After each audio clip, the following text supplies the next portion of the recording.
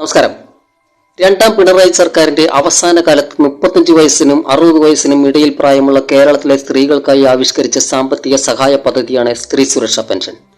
മറ്റു ക്ഷേമ പെൻഷനുകൾ കൈപ്പറ്റുന്നവരല്ലാത്ത സാമ്പത്തികമായി പിന്നോക്കം നിൽക്കുന്നവരിൽ നിന്നും അപേക്ഷകൾ സ്വീകരിച്ച് അതിൽ നിന്നും അർഹതപ്പെട്ടവരെ കണ്ടെത്തി നടപ്പിലാക്കിയ പദ്ധതി പ്രകാരം പ്രതിമാസം 1000 രൂപ വീതമാണ് അവരുടെ ബാങ്ക് അക്കൗണ്ടിലേക്ക് നൽകിക്കൊണ്ടിരുന്നത്. മുൻ സർക്കാരിന് 2 മാസത്തെ സഹായം മാത്രമാണ് നൽകാൻ കഴിഞ്ഞത്. പിന്നീട് അക്കൗണ്ടുകളിലേക്ക് പണം എത്തിയിട്ടില്ല. പുതിയ സർക്കാർ അധികാരത്തിൽ വന്നതോടുകൂടി മുൻ സർക്കാരിന്റെ പ്രസ്തുത പദ്ധതി തുടരുമോ അതോ ആ പദ്ധതി വേണ്ടെന്ന് വെക്കുമോ തുടങ്ങിയ ആശങ്കകളാണ് ഗുണഭോക്താക്കളെ അലട്ടുന്നത്. അതും പോരാഞ്ഞിട്ട് സോഷ്യൽ മീഡിയയിലൂടെ നിരന്തരം പദ്ധതി നിർത്തുന്നു, ഇനി സഹായം ലഭിക്കില്ല എന്ന തരത്തിലുള്ള തള്ളലുകൾ ആശങ്ക വർദ്ധിപ്പിക്കുന്നതാണ്. എന്താണ് ഇതിന്റെ സത്യാവസ്ഥ? സ്ത്രീ സുരക്ഷാ പെൻഷൻ നിർത്തുമോ അതോ തുടരുമോ തുടങ്ങിയ കാര്യങ്ങളെക്കുറിച്ചാണ് ഇന്നത്തെ വീഡിയോ. അതിനോടൊപ്പം തന്നെ മറ്റൊരു പുതിയ പദ്ധതി ഈ വീഡിയോയിലൂടെ പങ്കുവെക്കുന്നുണ്ട്. വീഡിയോ അവസാനം വരെ കാണുക, ലൈക്ക് ചെയ്യുക, ഷെയർ ചെയ്യുക, ഹൈപ്പ് ചെയ്യുക. സൗജന്യങ്ങൾ വാഗ്ദാനം ചെയ്തുകൊണ്ട് അധികാരത്തിലെത്തുക എന്നത് കേരളത്തിലെ ഒരു ട്രെൻഡായി മാറിയിരിക്കുകയാണ്. LDFന് ഒരിക്കൽ കൂടി അധികാരത്തിലെത്താൻ കഴിയുമോ എന്ന പരീക്ഷണത്തിന്റെ ഉൽപ്പന്നമായാണ് സ്ത്രീ സുരക്ഷാ പദ്ധതിയെ വിലയിരുത്താൻ കഴിയുക. കൃത്യമായ സമയങ്ങളിൽ ക്ഷേമ പെൻഷൻ കൊടുക്കാൻ പോലും പണം കണ്ടെത്താനാവാതെ കോടികൾ കടം വാങ്ങി ക്ഷേമ പെൻഷൻ കൊടുക്കുന്ന കടക്കണിയിലായ സംസ്ഥാനത്താണ് വീണ്ടും ബാധ്യതയുണ്ടാക്കുന്ന മറ്റൊരു പദ്ധതിക്ക് കൂടി തുടക്കമിട്ടിട്ട് ഇറങ്ങിപ്പോയതെന്ന് ഓർക്കണം. എന്ന് കരുതി ആ പദ്ധതി പുതിയ സർക്കാർ നിർത്തലാക്കും എന്നൊന്നും പറയാൻ കഴിയില്ല. ഇങ്ങനെ പറയുന്നവർ യാതൊരു അടിസ്ഥാനവുമില്ലാതെയാണ് തള്ളിവിടുന്നത്. ഒരു സർക്കാരിന്റെ തുടർച്ചയാണ് പുതിയ സർക്കാർ എന്നതുകൊണ്ട് തന്നെ അത് തുടരാനാണ് സാധ്യത. കേരളത്തിന് വലിയ ബാധ്യതയുണ്ടാക്കും എന്നതുകൊണ്ട് നിർത്തലാക്കുകയാണെങ്കിൽ തന്നെ അങ്ങനെ തീർത്തു പറയാൻ സമയമായിട്ടില്ല എന്ന് മനസ്സിലാക്കുക.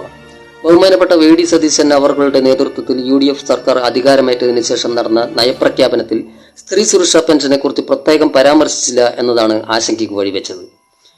ഇനി ഒരു പക്ഷേ സ്ത്രീ സുരക്ഷാ പെൻഷൻ നിർത്തലാക്കുകയാണെങ്കിൽ തന്നെ KSRTCയിൽ സൗജന്യ യാത്ര ലഭിക്കുന്നതിലൂടെ അത്രയും തുകയോ അതിൽ കൂടുതലോ ഒരു മാസം മിച്ചം വെക്കാൻ കഴിയുമെന്നത് ചെറിയ കാര്യമല്ല. UDFന്റെ പ്രകടന പത്രികയിൽ പറഞ്ഞിട്ടുള്ള 5 ഇന്ദിരാ ഗ്യാരണ്ടികളിൽ ഒന്നാണ് KSRTCയിൽ സ്ത്രീകൾക്ക് സൗജന്യ യാത്ര എന്നത്. KSRTCയിൽ സ്ത്രീകൾക്ക് സൗജന്യ യാത്ര മാത്രമല്ല, അതിനോടൊപ്പം തന്നെ സംസ്ഥാനത്തെ ക്ഷേമ പെൻഷൻ തുക 3000 രൂപയാക്കി ഉയർത്തുമെന്നാണ് പുതിയ UDF സർക്കാർ പ്രഖ്യാപിച്ചിട്ടുള്ളത്. അതായത് വിധവാ പെൻഷൻ, വാർദ്ധക്യകാല പെൻഷൻ തുടങ്ങിയ നിലവിലുള്ള എല്ലാ സാമൂഹ്യ സുരക്ഷാ പെൻഷനുകളും ഘട്ടം ഘട്ടമായി 3000 രൂപയിലേക്ക് ഉയർത്താനാണ് പുതിയ സർക്കാർ ലക്ഷ്യമിടുന്നത്. ചുരുക്കത്തിൽ സംസ്ഥാനത്തിന് വലിയ സാമ്പത്തിക ബാധ്യതയുണ്ടാക്കുന്ന 2 പദ്ധതികളാണ് സ്ത്രീ സുരക്ഷാ പെൻഷൻ, KSRTCയിൽ സ്ത്രീകൾക്ക് സൗജന്യ യാത്ര എന്നിവ. പ്രകടന പത്രികയിൽ പ്രഖ്യാപിച്ച ഇന്ദിരാ ഗ്യാരണ്ടികൾ നടപ്പിലാക്കാനാണ് കൂടുതൽ ശ്രദ്ധ ചെലുത്തുക എന്നതിനാൽ ഈ 2 പദ്ധതികളുടെ ഗുണഭോക്താക്കളും സ്ത്രീകളാണ് എന്നതിനാൽ സ്ത്രീ സുരക്ഷാ പെൻഷൻ ഒഴിവാക്കി KSRTCയിലെ സൗജന്യ യാത്ര മാത്രം നടപ്പിലാക്കുമോ അതോ ഈ 2 പദ്ധതികളും ഒരുമിച്ച് നടപ്പിലാക്കുമോ എന്ന് കാത്തിരുന്നു കാണേണ്ടതാണ്.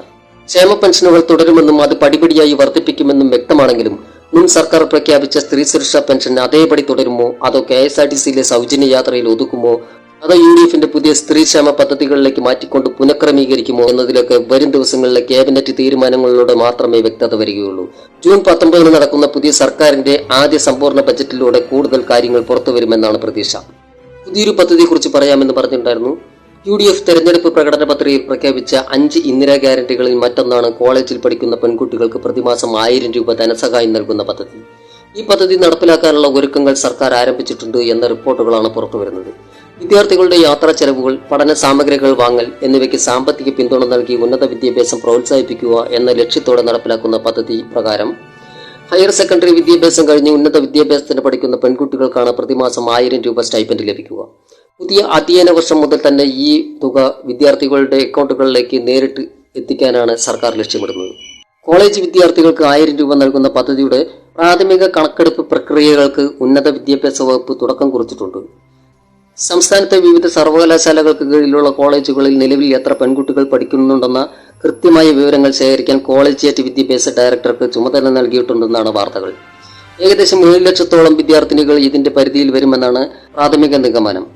നടപടിക്രമങ്ങൾ പൂർത്തിയാകുന്ന മുറയ്ക്ക് അർഹരായ വിദ്യാർത്ഥിനികളുടെ ബാങ്ക് അക്കൗണ്ടുകളിലേക്ക് DBT വഴി തുക കൈമാറും.